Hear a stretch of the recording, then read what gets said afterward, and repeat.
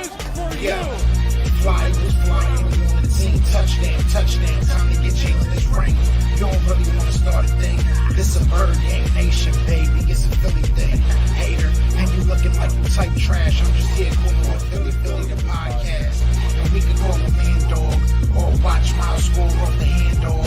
Rest of the division, your man Saul Jackson like Sean, hunting like Randall. Season here, early time to do them in. Your boy Philly Fresco. Thanks for tuning in. What's going on, you guys? It's your boy Joe Castro, aka Philly Fresco, joined as always by my guy Brandon. And it is Philly the podcast, man. So shout out to everybody, shout out to all the channel members, shout out to everybody dropping in. Be sure to hit that like, hit that subscribe. But today we have a very special guest. We got my guy Shamus Clancy. Shamus, how's it going, man? What's up, guys? Thanks for having me on. Definitely. It's our pleasure, man. So before we get into any football talk, I'm sure we have a lot to talk about, but let them know where they can find you, where they can find your work and everything, and a little bit about yourself. Sure. If you want to check out my work, you can follow me on Twitter and Instagram at Shamus_Clancy. Wrote for like everywhere in Philadelphia. Now I write and podcast for Bleeding Green Nation. You can follow me on BGN Radio. I host my own podcast and show on there entitled From the Bleachers. So if you just subscribe to the BGN Radio feed, you'll find my show on there once or twice a week. I also do social media and quick blogging work for NBC Sports Philadelphia. So if you ever see any funny tweets during a Sixers or Phillies or Flyers game, I'm the guy who probably wrote them and published them out. And then I also run a Philly sports newsletter, subscription-based. I've been doing for nearly 2 years now, which is wild, but patreon.com/Shamus_Clancy. $2 per month. I email you every Monday through Friday morning a newsletter about Philly sports, whatever's going on, Eagles, Sixers, Phillies, whatever. Awesome. And yeah, we'll have the links to all your to your Patreon and to your socials down below in the description. So definitely go support my guy, man. He bleeds green. You know, when I was going through your Twitter and everything, I love the passion stuff. So I want to talk about a little bit of that passion. You know, I like to read up on people a little bit. So I know that you wrote an article in 2016 about Carson Wentz, correct? And, you know, basically I'm not going to go too deep into it. It's a great article. Sure. But I want to know, now that we're here, you know, let me know how you feel about the whole Carson Wentz situation. There's no easy way, I guess, to say it. I was trying to think of one, but Sure. You know, I'm happy it was time for a move on. It was best for both parties. I was excited to see a change. Got really into the Jalen Hurts era those last 4 games. I thought he had excitement. He brought some juice. It was really the most boring and unwatchable Eagles season of my lifetime. I'm about to turn 27 in about a month. Been following the team devotedly since 2001. So really the worst season I've endured. I mean, it's up there with, I guess, 2012 had a worst record at 4-12, but there were still stars in that team. You knew they were going to bounce back in 2013, which they did when they had a lot of guys healthy. But, you know, I don't know if that'll be the case in 2021. And yeah, I did write that article about Wentz back in 2016. Obviously, Wentz is an omnipresent figure in the franchise and will be forever. They don't win the Super Bowl without him. Obviously, Foles is God to me. But really, it's more than just a Wentz thing, just how the Eagles can play a role in my life. And that's definitely universal for people all throughout the region. Right. definitely. Right. And I mean, if you look at it, it's just crazy how we're about to be at the draft. And literally a year ago, you would have never thought we would be at where we are now with no Wentz, possibly no Ertz, no Doug Peterson. What were your initial thoughts when Doug Peterson was let go? Like, were you completely in shock, or did you like have that feeling like, I think he's going to get the boot pretty soon? Dude, it was weird because he allowed them to tank in week 17, right? He got the word from down top. And the Saturday before, so they played Sunday night. It was meaningless for the Birds, but Washington was playing for the division still. So there was a report that came out that Saturday. I don't know if it was from the Enquirer or what. You know, someone from that was like, oh, Doug Peterson's job's secure for 2021. I'm like, okay, well, that's just saying like, hey, pal, like take everyone out in the third quarter, you know, run the worst play at the back of the playbook, and let's get a nice pick for next year. So I feel like they kind of hung him out to dry. I love Doug. I think he's my favorite Eagles figure ever, just like the most important person, like most important coach, sports figure ever in the city's history. I'm, forever in debt to that guy. And going forward in 2021, I like the juice Nick Sirianni has. He seems over the top. He's a character, but, I need some fun energy for a team that's lacking any semblance of vivacity right now. So I'm into that. But I think best thing future for this team was, I think the issues last year were mostly the front office and management and that had put the roster in such a dire position.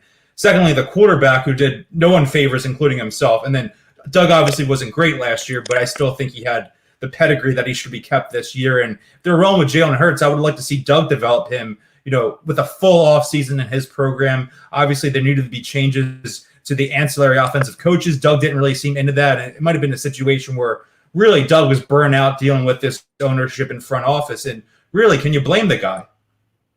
Yeah, facts. I mean, and I think something that all Philly fans can join together. I think a lot of the news has kind of split us apart a little bit, whether it be a Carson Wentz situation, Jalen, whatever you want to. It's been splitting us up. One thing I think everybody stuck together with is Howie Roseman. So, I think everybody stays on the same train of, they kind of want to see Howie gone. But I want to ask both of you guys, because realistically, if you look at this offseason, if I told you we were going to get Eric Wilson, if I told you we were going to get Anthony Harris, an extra first-round pick, you might have thought I was crazy, right? So, I mean, has he done well with what he has? Do we maybe owe him a little bit of credit? Maybe that's a little much, but, what are your thoughts on that, guys? Yeah, I'll go first.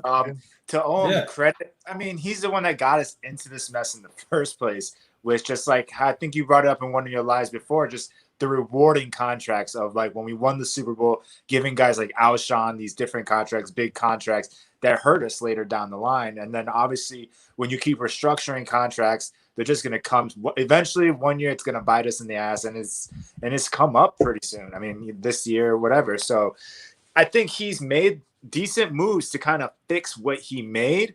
Definitely not mad about it. I believe at least it shows the fans that, all right, maybe we're not going to lay dead this season. Maybe we're going to actually maybe try to win some games here and not just tank and all that. So I like the move so far, and bringing back a guy like Jordan Howard. That was another signing I like there. So I'm not going to go ahead and give him a bunch of credit, but I do think he's trying to at least fix the mess he's made.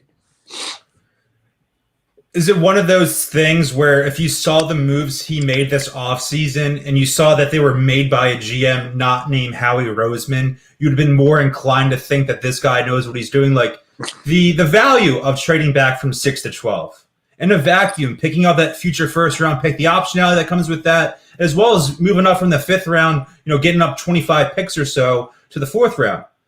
Great move, but at the same time, this guy has done little to prove that he's a great talent evaluator out there. And to me, I still want him to stay at 6. It minimizes the chance of error. The higher you pick, the higher the chances you're going to nail the guy. And I get, again, the optionality. Next year, it'll be great to have 3 first-round picks. We'll have so much fun on Saturdays in the fall, watching college football, being, scouts from our couches. But at the same time, they need to find a surefire star blue chip talent. And it's easier to find that guy at 6 than 12. And maybe it's a situation where a guy they would have taken at 6, whether J.C. Horn or Patrick Surtain or Devonta Smith or Jalen Waddle, is there at 12. And at that point, I'll eat crow and say it worked out, but I don't know about the process when that's the guy who's making the moves. But the Wilson signing, the Anthony Harris signing, both shrewd moves that should improve the defense immediately. Yeah. Yeah, and I think the thing that I like so much about the signings, and I'll get back to that draft pick because I do want to talk about it. The thing I like so much about these signings is, to me at least, and I could be wrong about this feels like Gannon written all over it. This feels like Sirianni written all over it. So I like that. I feel like over the past year, we've been talking about how Howie has his hand a little bit too much in the pot. So I like that maybe he's taking it out a little bit. Let some of your cooks stir up the pot a little bit, because last year we had a whole bunch of chefs and only one cook looking at the pot. So maybe that's a good thing. Now, as far as the draft pick, at first I hated it. Still, I'm not the biggest fan of it. I think now I'm more upset about the timing. I feel like we could have waited and maybe saw where our value went.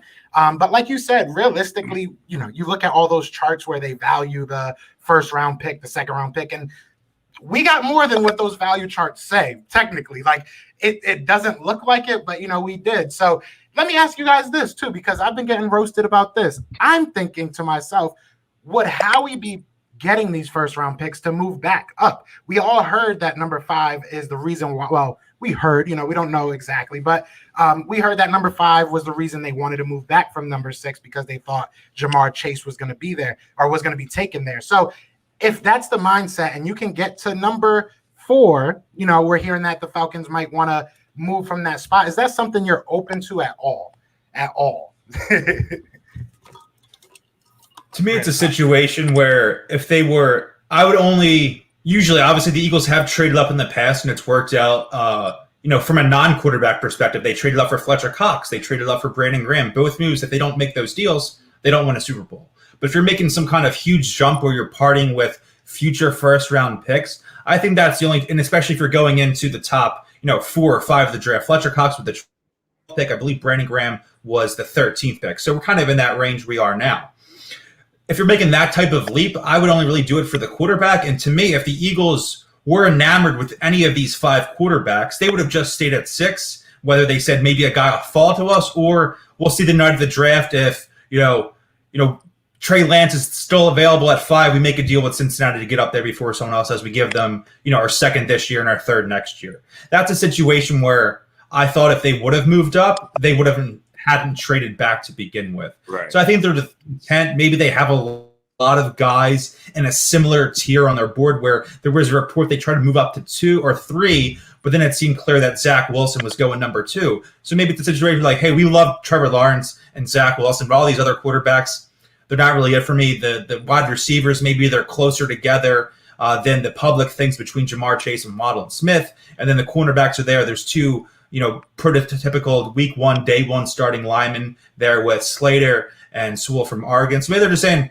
we like a lot of these guys similar, just see how the board falls. I don't really see them going and trading back up, though I do have in my head, I'm very nervous that Dallas is picking at 10 and the Giants are picking 11. So without a doubt, one of those 2 players is going to be a Hall of Famer and the other guy is going to be a Pro Bowler perennially, and the Eagles are going to get a guy who's just okay. Yeah, that was one of my biggest concerns. And, I get it. You can't really, look at your rivals when you're making trades. You got to Sure, yeah. But the fact that we were at that number 6 spot, which is pretty much dummy proof, you're going to get a top guy no matter what. Then you go ahead and trade prematurely, in my opinion. You could have waited. You could have maybe got a team that really wanted to move up. Or if you want to move up to that 4th spot, you trade the 6th pick and trade less picks than you would have to moving from 12 to 4.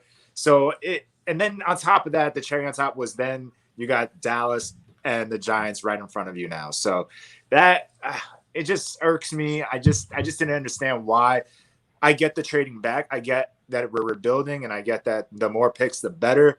But I just thought everything was premature.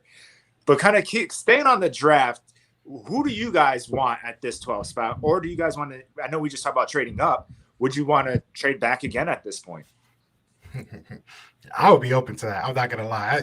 I would not be. I would not mind it. It depends on who's there. And the only team I'm really open to trading back with is somebody like the Patriots. If, Mac Jones falls to 12 and they really want him, or whoever it may be, I'll move back 3 more spots to get another first-round pick. I think that 12 and 15, the difference right there might not be that big. I think you'll still get a good, great guy. But if we're staying at 12, I've been on the Micah Parsons train. I'm not getting off it anytime soon. That's really my guy right now, and that's the only guy I think that would really drop that far. Realistically, that would be a game changer, and that we need, in my opinion. So I would go Micah Parsons right now. That would be my guy. It's a little weird to me because it seems like at least one of those top 2 corners and Horner Surtain the second will be there. 2 guys who I think are awesome. Obviously played in the SEC against, all the best receivers are coming from the SEC, and they have that pedigree where both their fathers were Pro Bowl players in their own right in the NFL. But what concerns me is I think in the modern NFL, safety is a more valuable position than cornerback, still behind, defensive lining and an elite pass rusher. And then on top of that, in Jonathan Gannon's system, that cover 2 system, you're seeing your corners play a lot of zone in that compared to maybe a more consistent man-to-man, which I Patrick Surtain could be an awesome shutdown man-to-man. That's not to say that Jonathan Gannon's never going to play never going to play man-to-man on third down. Certain high leverage situations are going to do that. But for a defense that's going to act primarily that way, I don't know if that's the best use of resources. You can't say that Jonathan Gannon's going to be here for the next 10 years, but in the next 2 to 5 year period, you do have to take these guys in mind with how you're actually going to deploy them on your roster. And 12, even though we talked about how it might have sucked to go from the 6th pick to the 12th pick in terms of the value that presents, the type of blue chip player you could get, are you wasting that on a guy who's not going to necessarily be maximized in this defense? And it sucks because it's not a strong edge rusher class. It's not a strong safety class. I love Trevon Moehrig from TCU. I think he could be a star in this league, but it seems like maybe it's a little early for him at 12. So it's a situation where he might be the top defensive player to me for this specific Eagles team. Obviously, I think Surtain and Horn are better prospects in a vacuum. But for the Eagles, he might be the defensive player I want most. So if there is a situation where Mac Jones or Justin Fields is there at 12, and New England saying, hey, we'll give you next year's first and a 4th this year and 15 to go grab a quarterback, whether it's Jones or Fields or even maybe Lance falls, I'm into it. I don't think I want to go back any further. And I said that at 6. I just said I'd be open to trading down, but I don't want to go outside the top 10. And now they're obviously outside the top 10. So we'll see how it plays out. But I think New England is that weird inflection point where it's still early enough that you could get a guy that may have even been in play at 6, plus picking up that future capital for a team that's, as we've said, as we all know, is devoid of talent from top to bottom. Yeah, and at the end of the day, we still have to hit on those picks, right? Yeah. And get the blind guy more shots at the dartboard, right? Exactly. I'm doing my mock drafts now, and I'm trying to change them up a little bit, even if I don't really necessarily agree with it, because you got to throw a bunch of darts, and at some point something's going to stick.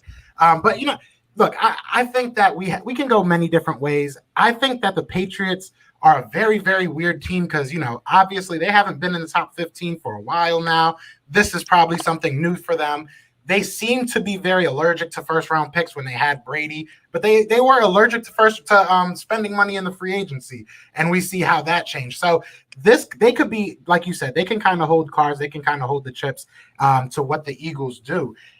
I love Micah Parsons. I know a lot of people don't like Micah Parsons, but that's my guy. I just think he's going to be great. But I want to talk a little bit about Jonathan Gannon because we did have, or not Jonathan Gannon, excuse me, Nick Sirianni, because we did have the honor of talking to Spadero, and, he just got me so hyped about Nick Sirianni, to be 100% honest. So I just want to kind of know from both of you guys, what are some things that you want to see from him? And on the flip side, what are some things that you want to make sure he doesn't do that maybe Doug Peterson did that kind of got him kicked out of here? Yeah, I mean, the guy loves ball, right? Yeah, that's a big thing. That's huge. That's if you know one thing about him, it's that he loves ball. Facts. I mean, I guess I'll go real quick. I'm looking forward to, like you guys said, the new energy, the new passion that he shows, even from the clip of him breaking down when Ali Cox from Indianapolis running over a dude, and how he was just saying how even the guys in the sideline, the tight end room, just how hyped he was talking about it. Doug was a very nice guy, and Doug was cool to listen to, but I never really saw that passion just like that. And that could be a youth thing. That could just be the youth and just being excited for this head coaching gig and everything like that. I'm just excited to see that, but I'm also kind of excited to see, which I think is kind of like an underrated thing, is what's the practices going to look like? And are we going to actually stay healthy this season? Have we been hurt the last 5 years because Doug's nutrition and practice regimen wasn't really helping players stay healthy? Or is it just bad luck for us in Philly? What's the deal with that? So I'm really actually excited to see, with all new coaching changes, is that going to play a part? Are we going to see a healthy offensive line for once? Is Lane Johnson and Brandon Brooks going to be out there all season, becoming one of the best duos in the league this year? Those are key things that I want to see this season. Yeah, I mean, hopefully, I don't think the injury is going to be that much better. I'm sorry. Go ahead. No, you're good. I don't know. I don't think the injuries will ever get better ever for any team in the city. So that's its own can of worms there. A couple of smaller things. The way that Indianapolis had a strong backfield rotation, the way that a lot of those guys were successful out of the backfield in the passing game. For the way the Eagles are, they're still derived going back from Peterson to Reed to Bill Walsh to Holmgren, this West Coast offense. They really haven't been a good screen team or a team that's good at dumping the ball down since really the Chip Kelly era. So it's a situation whether it's Miles Sanders' hands seemed a little underwhelming last year, but how much is that because Carson Wentz couldn't complete a 5-yard pass? Do you know what I mean? So situation, I'd like to see a wider rotation. I'd like to see them draft another running back, preferably with some skills outside the backfield early on day 3 in that 4th or 5th round range. I'd also like to see them, and the contrast to Doug Peterson, though, is something they did in Indianapolis. I'm a little concerned, is less of the 12 personnel situation. I think it's slow, it's plodding. It's not the type of offense that I want to see. The best teams in the league are all deploying 11 personnel, and you saw the Eagles had their most success, in over a decade when it was really a strong 11 personnel, 3 wide receiver set team in 2017. They're coming in this year. You have a quarterback with Jalen Hurts. You want to throw the ball down the field. You want to be fast. You want to be exciting. You don't want that plodding nature. I want to kind of get back to that 11 personnel as your base type of offense. Yeah, I would love to see us have some actual wide receivers go over 1,000 yards. I think the development's there with his background. He's been a wide receiver coach in 2 different stops in the pros. That's his background. So it could be a situation where the 2 guys who might benefit most from this change may not even be Jalen Hurts. It could be Jalen Reagor and Travis Fulgham saying, guys who flash at points, didn't put it together for a full season. Fulgham more so than Reagor, where he had that unbelievable 4 or 5 game stretch. Right. But if they're bringing this guy in, maybe he's the wide receiver whisperer, right? And you have an improved Hurts. They draft either a receiver in one of the first 2 rounds. You throw him out there with Reagor and Fulgham. Goddard's had improving his first year as a full-time starter. Maybe he's a top 6 or 7 tight end. We don't really know that yet. And Sanders takes a leap. Maybe you squint, and this is a top 15-ish offense. You know what I mean? If he can bring some magic and sprinkle it into the wide receiving core. Yeah, that's what I've said too. I've said, I'll say this real quick before you go, Brennan. I've said I feel like Nick Sirianni is probably the best addition to this wide receiver room we've made in decades. Maybe since we drafted Deshaun Jackson and Macklin. This is probably the best thing we've done for our wide receivers. And on that same note, like you said, our offense, I don't want to say it never worried me. Obviously, last year worried me, but they are young. You can develop from there. The defense has always been my biggest concern just because of the age. And, when you're old and bad, it's a little bit less fixable than when you're young and bad. You can learn new tricks as a young dog, not so much as an old dog. But, we'll see. But go ahead, Brandon. No, I was just going to say to you and Shamus, I know you just brought up the being worried. Are you guys worried that our whole wide receiving core is young? Is there anyone that really stands out to be that promising young dude? Or is this just a bunch of young guys that are just guys in a sense? And what if it's 3rd and 6, who are you throwing the ball to? Right? Who's the guy? I guess it's Goddard. It's a situation. I'm acting under the pretense that Ertz is gone. Maybe he's back this year. Who knows? And maybe the issue there was Doug Peterson and Carson Wentz is related, and Ertz isn't going to be that all-pro, 110 catch level guy again. But if he's closer to 2019 than 2020 next year, that's not too unbelievable. So maybe it's a situation where Ertz or Goddard is that guy, but you need some explosion in your offense. You need production from the wide receiver position. The Eagles have had great ends for the last 7-8 years, but the wide receivers haven't been doing their fair share there, and we see that's hampered the offense tremendously, specifically the last 3 seasons. So I don't know if Fulgham's going to take a leap or Reagor, or again, we've seen rookie wide receivers come in, whether they're drafted in the 1st round, 2nd round, 3rd round, be impact players. And so again, even if it's not taking a Smith or a Waddle in round 1, maybe it's they land on Elijah Moore or Rondale Moore from Purdue in round 2, or they get Amari Rodgers in round 3, and that guy ends up being an instant starter and an energy guy. Who knows? But at this point in time, that's what I'm trying to say. What's the high leverage situation move? Is the play at 3rd and 6? Hurts dropped back, but really it's a run. Do you know what I mean? Is that the play, or is it a situation where, hey guys, we know the route Travis Fulgham's running and it's an automatic 1st down? I don't know. I don't think we have that play or that player in the system right now. Yeah, and I don't think we have that play. We don't even know what. I don't know his playbook yet, but I don't think Doug had that played last year, right? Oh shit! Can y'all hear me? My Yeah. My computer just like went. I don't know. You gotta love MacBooks. I spent like $2,000 on this book and it never works. But anyway, I'm same boat, man. Same boat. Yeah. You gotta love it. But no, yeah. Look, I think that we can be very good, especially at this wide receiver position. We've seen flashes. I think John Hightower has shown us some things that we can be happy about, shown us some things we can be upset about. Like he said, Travis Fulgham, had that hot streak. He looked like he was going to be our first 1,000-yard rusher in a long time. And then Alshon Jeffrey came back and I guess beat him up for a spot. I don't know what happened there, but it's just weird. It's hard to say that we will get somebody that can come in and be great. It's hard to say that the guys that we have now aren't great because we just never hit. We never hit. You see some teams like the Steelers, they're able to go on a grocery shopping list and pick up 3 wide receivers like it's nothing. So it's just not our thing. So it kind of brings me back to what you were saying earlier, that if you see somebody like a Rashawn Slater, if you see somebody like a defensive lineman, like a Kwity Paye or somebody that, really jumps out at you, that. I feel like if the Eagles come to me and say, listen, this offensive lineman's really good, I'm going to probably believe them. That like they've hit there before. So it's going to be very interesting. It's going to be very, very interesting. So the last question I want to kind of ask to wrap everything up is I want to ask, overall, what are your guys' grades on the offseason, and what, if any, moves do you see coming up next? You can take this one first, Shamus. I got to think for a second. Throw it a B+.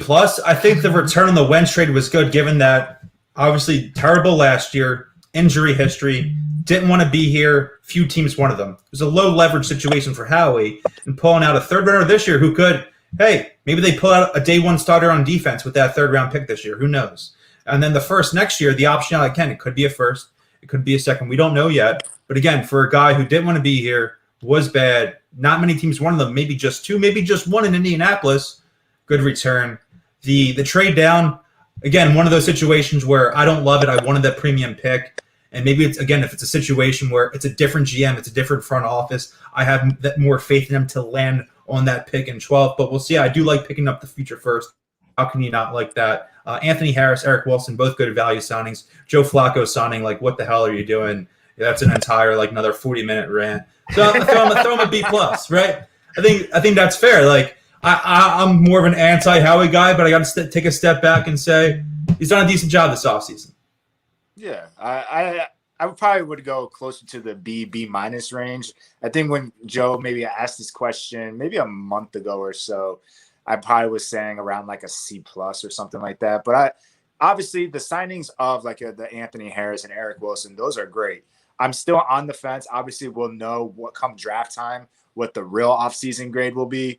Because that trading back is just like next year. It sounds pretty. We're gonna have 3 first-round picks, maybe, because we still won't know if Carson Wentz gets hurt or not early next season. And next, we're looking at 2 firsts, 2 seconds. So obviously, like you said, we just don't know who was involved in any of these trade talks or anything like that. So we had to make a move, and we made a move. But with that 6th pick, I don't see why we made that move. Worst comes to worst, you trade on draft day, or you don't, and you have a top 10 pick. Like there's no worst comes to worst in that situation. And that's the only reason why I can't jump to like a B+, because that trade just doesn't make sense to me on how premature it was. But the moves he's made so far, I can't be mad about them at all. And plus, I like my boy Boston Scott back. I like whenever Boston Scott has a big play, I just get excited. Yeah, I'm probably gonna be around a B, to be honest. I'm gonna be like kind of in the middle, because I do lean on the side of I understand the value of the trade, but I also do understand that it was a little early. So that that kind of keeps me right there. But I did not think we would get somebody like Eric Wilson. I think Eric Wilson is worth more than $3 million of an incentive contract. So I think it's kind of a steal. Maybe he's not, a $10 million player, but I think we got a good player there. I think Anthony Harris is a good player there. At the end of the day, this coaching staff was an off-season move. I like it. I can't really say that I liked when we hired Doug Peterson. So I don't know if that's good or bad. When Doug Peterson was hired, nobody was as excited as I feel like a lot of Eagles fans are right now. We'll see what happens with that. Maybe, us being upset is probably the better thing. Who knows? But I think I'll say B. Look, if they hit on these draft picks, if they can hit on the first 4, you get an A+ in my opinion, and we could turn this thing around quick. But yeah, I'm going to say probably around a B even. Yo, that's where I was when I was. And the fact that we spent was it 3.5 mil on Eric Wilson, and then last year it was like 3.5 mil on the whole linebacking core. I mean, at least he's looking like he's trying to help get the position better. Yeah, for once, maybe we're actually valuing it. Yeah, I think I saw Pro Football Focus. Their estimated contract value for him was like $9 or $10 million a year. So it seems like a steal, right? And again, we all love the Chip Kelly hire. At least I did, and we know how that turned out. So who knows? Maybe there isn't enough excitement for Sirianni now, and again, the way we are so different on Carson Wentz from 12 months ago, thinking that future of the franchise is going to win MVP in the next 2 or 3 years, to now, we'll see. Could be fun. I'm rocking my Jalen Hurts jersey. He could be a Houston Texan or Seattle Seahawk in 12 months, or he could be, has the keys to the city. We don't know. I mean, that's the fun part, right? Yeah. I mean, fun is a word. Fun is a word that we could use for it, I guess. That is a word. The psychotic part. Yeah, exactly. Yeah, that might be a little bit better. It's going to be fun. It's going to definitely be fun. I just started this. We started this like less than a year ago, and nice. I think I picked the best time, just to come on here and be depressed about the Eagles every week. So, Hey, I hope that it works out. I hope that Jalen Hurts gets the shot I think he deserves, and I hope that this team is right because I'm tired of complaining. But hey, Shamus, I appreciate you coming on here and just chopping it up with us, man. It was a lot of fun. Of course, guys. Yeah, have me on again in the future. We'll link up. Yes, definitely. Sir. And let them know one more time before you do, because we got our channel members in here. Let them know one more time where they can find you. Sure. You can follow me on Twitter and Instagram at Shamus, SHAMUS_Clancy, CLANTY. Do social media for NBC Sports Philadelphia. Write all the time at bleedinggreennation.com, and definitely subscribe to their podcast feed, BGN Radio, and also subscribe to my newsletter. It's great. It's put a lot of time into it, great value. The link to it is in my Twitter bio. So throw me a follow on Twitter, look it up, enjoy the content. If you like these guys' content, if you like this pod, if you enjoyed this video, if you like my stuff. Yeah, they already know. We don't stamp nobody that. You know what I'm saying? If you put a stamp on it, it's good stuff. All your stuff is going to be in the description, so please definitely go check them out. And shout out to all the channel members that are locked in. Please do hit that like, subscribe. Appreciate you all, man. But other than that, y'all know what it is, man. It is Fly Eagles Fly. We are out here.